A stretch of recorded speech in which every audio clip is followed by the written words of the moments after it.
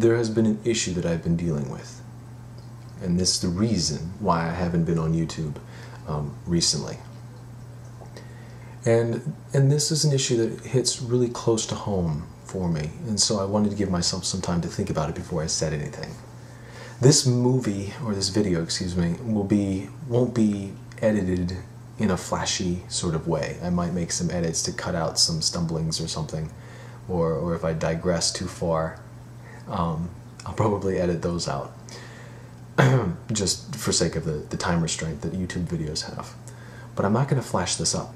And the reason being is I want to propose an idea to you that will seem quite radical at first. And what I want to do is I want to take away all extra or superficial stimuli that might confuse a person's judgment. And that's really where it's at. What I want to be able to do is speak to you in a very man-to-man or man-to-woman terms. It's just me, it's going to be raw, exposed, and so here I am. Just me and you. And like I say, the reason I want to do this, ultimately, is so you can judge me. I mean this seriously. I want you to be able to judge me as cautiously and as carefully and as strictly as you see fit. I want you to use your brain here. Truly. Use your brain and analyze the things that I'm going to say in the next few videos. I won't get much into it now. All I want to do with this first video is introduce this idea and let people know what is coming.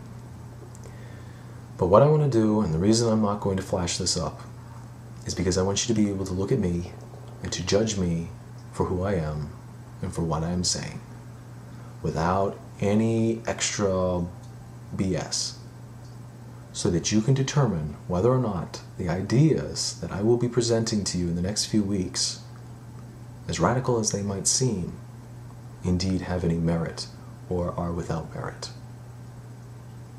And I think that's easiest for a person when they don't have to filter through artistic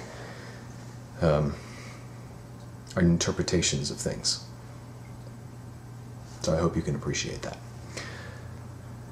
What I want to talk about is an issue that has been raised more than once by more than one viewer of mine,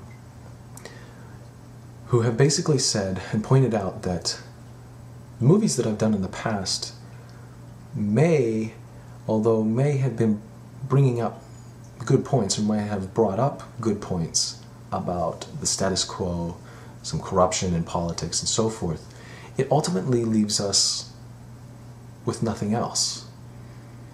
It's easy. Anyone can post a YouTube video and flash red lights in your face and say that the end is nigh, like the guy with the sign that he made out of the cardboard box. But it's something else to actually offer advice on how to change it. And so that's where you get to judge me. You should know that I could be wrong here. But I'm going to say it. I'm going to say it, and you're going to take it, and you're going to process it, and you're going to decide if it's worth listening to or not. Because what I want to talk about is this idea of a revolution and the idea of nonviolence. And to introduce the idea within the last few minutes, kind of set the stage for where I'm going for with these next few videos, is to propose to you this scene, basically. Say that we go back in time several hundred years to feudal Japan, a time in which order was kept by the samurai. Okay, you have the daimyos, who are basically feudal lords, and then you have the samurais who keep the peace. They're the police officers, essentially.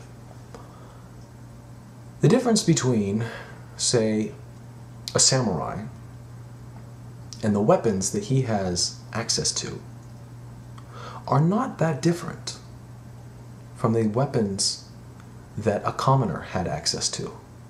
Now, don't get me wrong. a samurai's skill in the use of, say, like a sword or whatever other number of different weapons that they had at the time would be far greater than a common citizen, we would assume.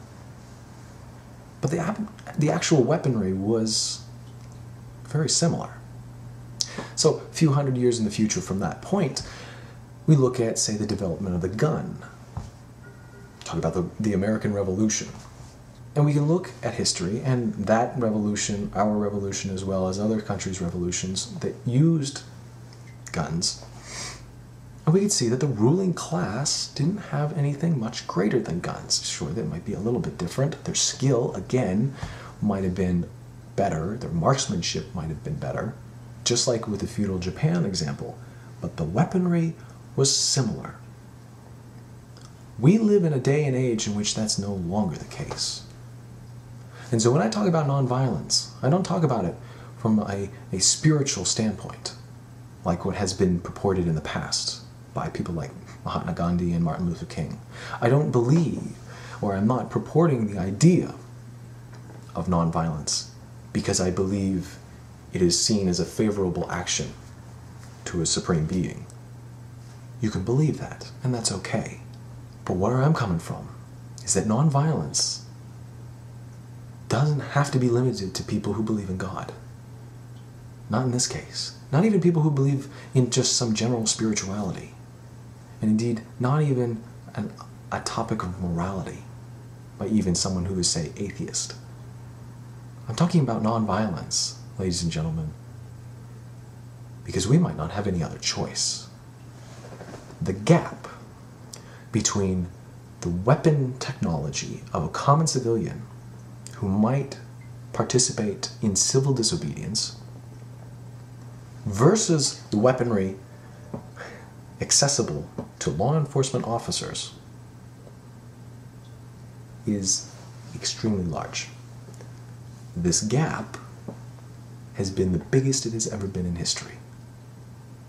So the idea of a violent revolution is not practical. You can say that it's against God. You can say that it's not moral. You can say that it's not mystical. That's fine. But it also, in this day and age, is no longer practical. So I don't want to hear anyone talk about a violent revolution unless you can start a military coup. So good job, and good luck in doing that. Anything short of that, though, the only option that we have is learning how to use nonviolence. I want to talk to you about where we are right now and what steps we truly have open to us to make the next step in human civilization. I hope you're looking forward to it. I know I am. Stay cool and take care of yourself.